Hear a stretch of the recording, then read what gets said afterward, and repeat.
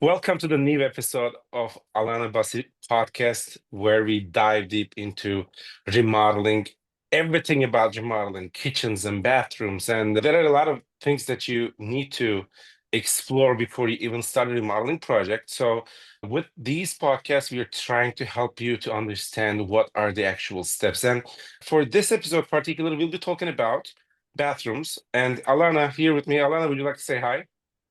Hi.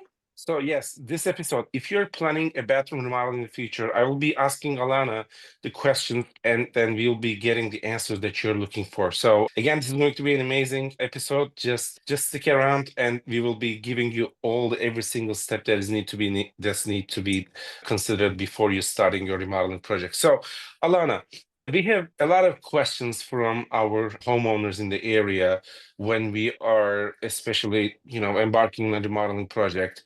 And yes, we would like to address the biggest mistake before we even start remodeling. What would be those biggest mistake when people are remodeling their homes, especially in their bathrooms? I think it's figuring out why you want to do the remodel, what your ultimate goals are. So, is it aging in place? Is it simply a refresh and you don't like the way things look? Is it functionality? Do you wish you had more storage? It's kind of figuring out the reason behind the remodel so that we can help achieve the proper outcome of what you're truly looking for. Right. Also, sometimes you just talk about a full remodel, but at the end of the day, there are some things that is not actually needed a full remodel. That could be just a simple upgrades or simple fix. How do you decide that one, whether it's a full or it needs to be simple fix? How do you decide on that? So a lot of times when we're looking at projects to decide if they should be just a simple fix or maybe a refresh or a complete gut and replace is to understand what the issues are. So is there issues, is the shower leaking? Then you probably need to do the whole shower.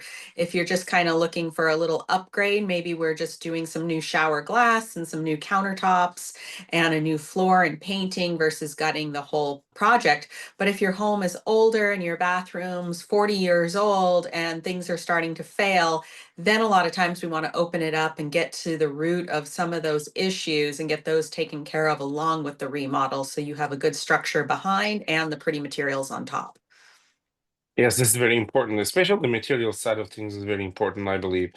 And then I would like to talk about the process and helping them along the way before they even start. If you would like to give information about the process for helping our future homeowners define their style for their bathroom remodel. So how does this style game work? So what's your 2 cents about the styling in 2025? To figure out what style you are, what's great is nowadays we have things like House and Pinterest and Instagram, and you can scroll through and start saving all of your favorite bathrooms that you've seen. So when you're talking to us or you're talking to someone else and you're saying you like modern or traditional or Zen, we can really see what your definition of that is. Everybody's definition of each style is a little bit different. So having those photos to communicate with your designer really helps us hone in on what exactly you're looking for. So we just recommend that all of our clients log on to their favorite website, if it's House or Instagram or whatever it might be, and just start saving some things to a folder. And you can simply share that folder with us and tag us in things. And then we can get a real good idea of what you're looking for. And if you're looking for, something black and white, like the bathroom behind me, that's a little more transitional, or if you want a little more traditional or more modern. Right. Well, because this plays an important role, especially this style. I mean, the aesthetic is one thing. And then, Alana, when we look at this, everything, how it looks, of course, they will be, we'll be looking at the bathroom remodel. And that bathroom remodel also comes with the functionality. How do you balance these two things, the aesthetics and functionality? I think with the balancing the aesthetics and the functionality, it's what kind of functionality are we looking for? Is it simply being able to save you 5 minutes every morning when you're getting ready and heading off to work? Or is it more the functionality of if you sprain an ankle or have an injury in the future, how are you going to be able to function to get in and out of the shower or use the bathroom or different things like that?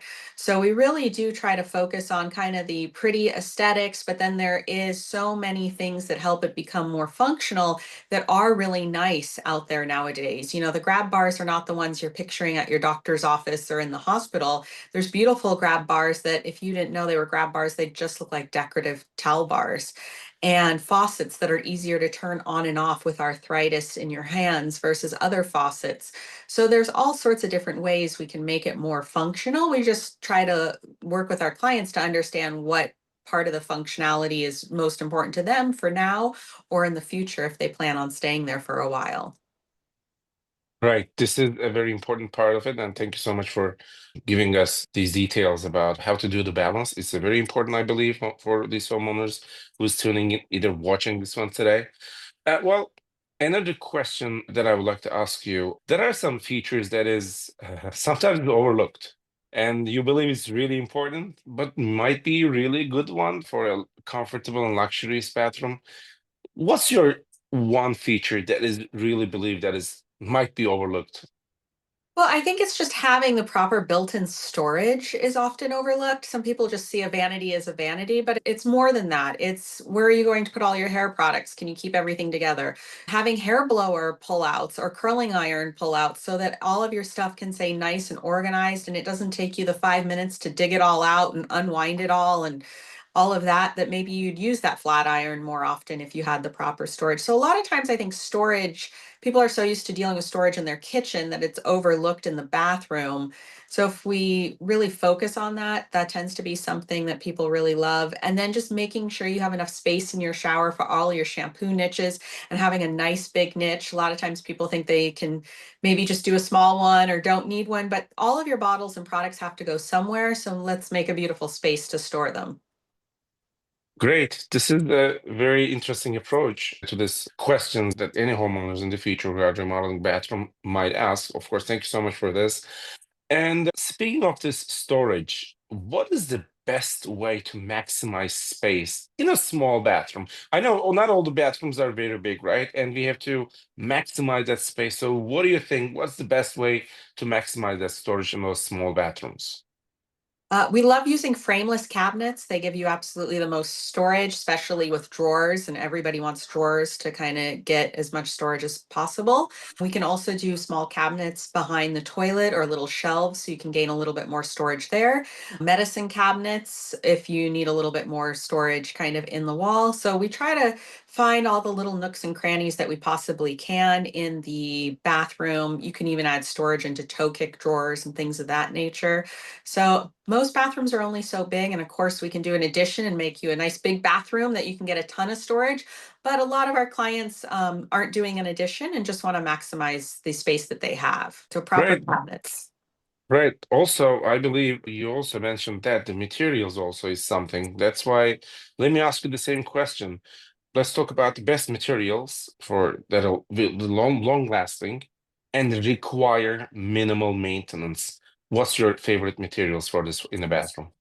So as far as our favorite materials, every client's a little different in what material might be best for them, but we definitely do love porcelain tiles. If you don't want to have to seal tile, porcelain tiles, you don't have to seal. There's also special grouts that there are certain mixtures, so you don't have to seal the grouts. So if you have your porcelain tile with your special grout, then you're basically not having to reseal your shower. You do have to clean it every so often, but you don't have to seal it. There's special coatings that you can also install, like on the shower behind me here. There's coatings we can put on the glass so that it gets less water spots, less buildup. It's easier for maintenance. There's also certain mirrors we can use that won't get fog on them, certain cabinets that are more resistant to water. So if you have a lot of humidity. And then the number one thing to help with maintenance in a bathroom is just making sure you have a very good bathroom fan on a humidity sensor so you don't let all that moisture, because moisture is kind of the one thing that does go after products in the bathroom. So if you have something to remove that moisture and help remove that moisture, a nice fan on a humidity sensor so it automatically turns on and helps with getting rid of that moisture works out really well too. So there's lots of little tricks we can do. And then if you do want natural stone or other products, there's also things we can be applied to them to help them last longer and be easier for maintenance. Well, now how about lighting? Because, every bathroom needs a level of lighting. And for, in a very well designed bathroom, what are the must-have lighting features for you? So it depends on the bathroom. If it's just going to be a hall bathroom that people are just going to use when they visit, or is it going to be a primary bathroom that you're going to get ready and do your makeup and your hair and things of that nature? So typically we always have can lights for some general lighting, and then we have accent lighting. And so a lot of times that'll be above, but really if you want the proper lighting for doing makeup, you really want lighting that's going to be at your face. So something kind of to the left and the right of the mirror so that you're not casting shadows down and creating extra lines and different things. So typically we will have our can lights for our general lights, some sort of light fixtures that are at our face level, and then we will often do maybe some little accent lighting if it's in the toe kick or something. So if you're getting up in the middle of the night, you can keep it on really low and still be able to see. And then the lit makeup mirrors is definitely very popular lighting. So on one side, it's just a regular mirror. On the other side, it's a magnifying mirror, and then that has light. So if you need to check your skin out and see what's going on nice and close, you can really get a good look at that and some nice even lighting. Or even if you're just trying to pop in some contact lenses, it works well. Wow, yeah, especially for me, sometimes I just pop into contact lenses for my glasses. So this is a great idea to have those kind of magnifying mirrors here and there. And also, when you just talk about the lighting, those are really important things to consider. And thank you so much. Well, these bathroom projects, just like any other upgrades in our homes, are like they're investments. They are not like an expense. They have to look at those things as an investments, and of course, it's going to increase our home value when it's done right. So what are those what are your favorite features, or maybe one, just your favorite one feature that you recommend upgrading to increase the home value in a bathroom remodeling project? I think it's doing a really nice tile in the shower. Everybody loves a beautiful shower. That's the statement piece. That's the area you kind of see the most. So just making sure you spend a little bit extra money on having a beautiful shower. I think that's going to get you a lot of bang for your buck when people walk through your home when it's for sale. Cabinets are nice. They'll appreciate the storage once they live there, but as far as what people are going to really look at when your home's on the market, it's really going to be that nice shower with some nice fixtures in it and beautiful tile. Any other things that you make that bathroom at a high-end look? Maybe, and also, not it's a high-end look, but it could be a little bit more cost-effective way. Any other things that we can do in a bathroom? I think you making sure that you paint it some sort of beautiful color. So if you paint it just a plain white or a lovely color, it's going to be the same price. So maybe introduce a little bit of color into the bathroom. It's not typically a big space. So you're not committing to like painting your whole house blue or something like that, but you're painting maybe that powder bathroom is going to be painted blue or a dark gray or something to give it a little bit of interest. And then maybe even your baseboard and your crown molding, mix that up and not just do your normal white and paint that in some sort of color. So that kind of gives you a big impact. We see a lot of clients doing that in powder bathrooms, painting maybe gray walls and having black baseboard and crown molding. And that changing that color really didn't add any cost, but it added a lot of impact and kind of gave it that more luxurious feeling than just doing plain white walls with white baseboard and that kind of thing. Wow, this is amazing. That's absolutely a steal for our listeners and watchers today. Thank you so much for that. And let's talk about some of the trends in the bathrooms, Alana. There are like different trends. I'm sure throughout your career, you've seen so many different trends. Some of the trends were like they just, started and then just you don't see them anymore. But I'm sure particular trends in the bathroom remodeling that might stay for a longer time. What are you think those trends are?